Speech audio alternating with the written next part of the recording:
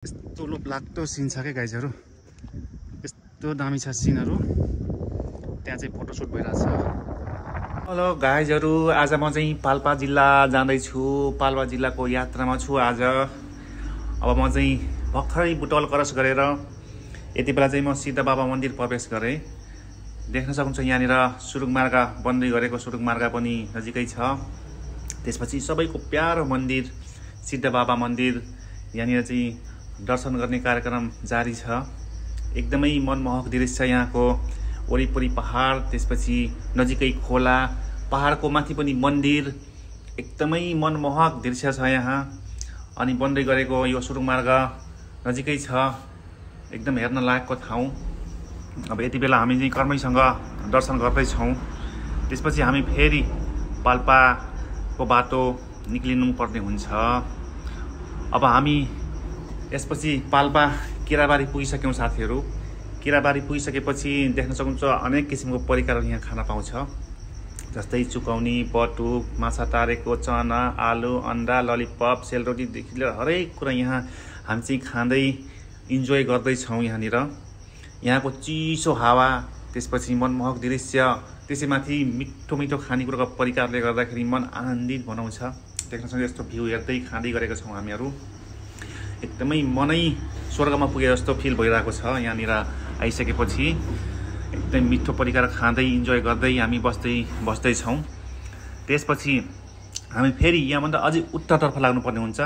1 kilometre something अगाडि होला केराबारीबाट। त्यसपछि माराङकोट जाने बाटो हामी पुग्यौँ। देख्नुहुन्छ यहाँनिर बोर्ड लेखिरहेको छ माराङकोट सामुदायिक होमस्टे भनेर।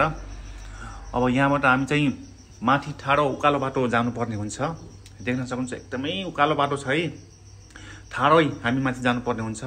नर्मल किसिमको मान्छे नर्मल साधन लिएर चाहिँ यो ठाउँमा नआउनु होला। त्यसपछि हामी 8.5 किलोमिटर माथि हाइटमा पुगिसकेपछि ठाडो बाटो होइन, त्यसपछि हामी चाहिँ माराङकोट डाँडामा जाने चाहिँ यो भर्याङनिर पुग्यौँ। अब चाहिँ यो भर्याङ चाहिँ 500 मिटर के अरे माथि हो। देख्नुहुन्छ यहाँनिर बोर्ड पनि छ। 500 मिटर माथि हिँड्दै गइसकेपछि त्यसपछि हामी चाहिँ यो भर्याङ चढ्दैछौँ अहिले। अनि यताको बाटो आएको हामी, यो हिलो बाटो, यस्तो बाटो आएको। एकदम बाटो चाहिँ डेन्जर छ साथीहरू।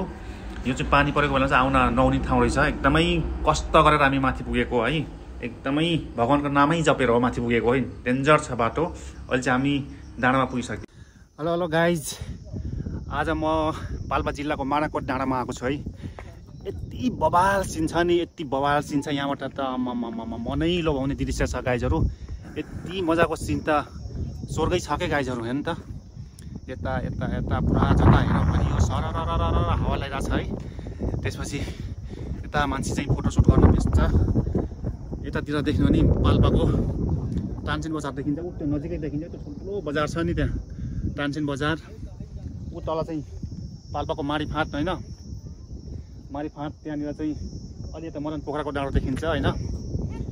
यति राम्रो छ नि सिन, यति राम्रो छ सिन, यति राम्रो छ सिन। म त के गर्नु, मनै लोभ भ्यायो क्या। यहीँ आएर घर बनाएर बस्न पर्छ कि जस्तो लाग्यो क्या। तर बाटो यति डेन्जर छ गाइजहरू। पानी परेको बेलामा यहाँ कोही पनि नआउनु होला होइन। पानी परेको बेलामा आयो भने त गाह्रै छ गाइज, यहाँबाट निक्लिनै सकिन्न है। एकदमै बवाल छ यहाँको सिन गाइज। हेर्नु त कति राम्रो भ्यू छ। ऊ त्यहाँ पारिदेखि नि तानसेन बजारको है गाइजहरू, म जुम गरेर देखाइदिन्छु तानसेन बजारको भ्यू। अनि यतापट्टि माराङकोट। यो आँखाले चाहिँ एकदम मन लोभ्याउने दृश्य छ है गाइजहरू।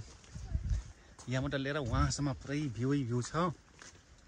ऊ त्यहाँ माथि चाहिँ फोटो खिच्ने ठाउँ। यो चाहिँ पाल्पा जिल्लाको माराङकोट। तर एकदम बाटो चाहिँ डेन्जर छ गाइजहरू। पानी परेको बेलामा यहाँ चाहिँ आउन हुँदैन है। पानी परेको बेलामा यहाँ आयो भने एकदमै दुःख पाइन्छ। बाटो चाहिँ नचिताएको छ, सानो गोरो त्यो बाटो। कति किलोमिटरको हाइटमा हो थाहा छैन। घुम्दै घुम्दै घुम्दै घुम्दै आयो, यस्तो डेन्जर छ। ऊ त्यहाँ मान्छेको फोटो खिच्ने क्रम जारी छ। यता हेरे पनि भ्यू, यता आसी यस्तो भ्यू छ। हो यता यता यता यस्तो डेन्जर भ्यू बनेको भ्यू हो नि त। हाम्रो नेपालको सान यो डाँडाकाँडा, हरियाली, वन जङ्गल। हाम्रो नेपालको सानो हो गाइज। हेर्नु त त्यो माथि टुप्पा टुप्पामा नि घर छ है। यता फेरि ऊ त्यो मारिफाट देखिन्छ है पाल्पाको। ऊ त्यो कुहिरो लगाएको भन्दा मुनि, कुहिरो लगाएको भन्दा अलि नजिक चाहिँ मारिफाट हो। यति डेन्जर छ गाइजहरू। आउनलाई एकदम रोमान्टिक ठाउँ, एकदमै आउनै पर्ने ठाउँ रहेछ। तर बाटो यति खराब छ, ठाडो बाटो आउनुपर्छ गाइजहरू। पानी पऱ्यो भने त बर्बादै हुन्छ नि त। यस्तो राम्रो भ्यू भएको ठाउँमा स्वर्गै क्या, स्वर्ग खोज्न कहीँ जानु पर्दैन क्या गाइजहरू। हाम्रो देश नेपालमा यस्तो स्वर्ग छ क्या। म चाहिँ आज यस्तो स्वर्ग ठाउँमा आएको छु कि आफूलाई प्राउड फिल गर्छु क्या एकदमै। यो डाँडाकाँडामा हिँड्न पाउँदाखेरि चिसो हावा सरररररररर। यस्तो उकालो बाटो हिँड्दैछु म फेरि। सरररररर तानसिनको मिनी बस झ्यालमा बसी बोलाउनेको हुनी लाइहाल म अनि भन्ने गीत सुन्नुभयो नि। त्यो तानसिन बजार गाइस सानो सानो देखिरहेको छ होइन। तानसिन बजार चाहिँ छपक्क देख्छ। त्यहाँ चाहिँ सबै पाल्पाको दृश्य एकदम मिठो हावा लगाइरहेको है। ओ माई गॉड। ऊ त्यहाँ पानी मरान पोखरा मारिफाट यस्तो मजाको छ। मैले कल्पना गरेको थिइनँ कि यति राम्रो होला भनेर गाइजहरू। चिसो हावा सररररर डाँडाकाँडा हेर्दाखेरि त यहाँ छोडेर घरै नजाउँ जस्तो भइरहेको क्या। यस्तो राम्रो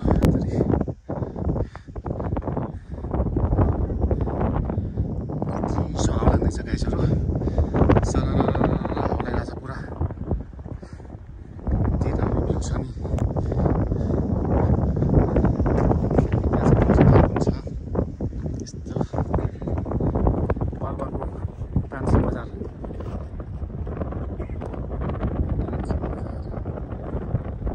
माडी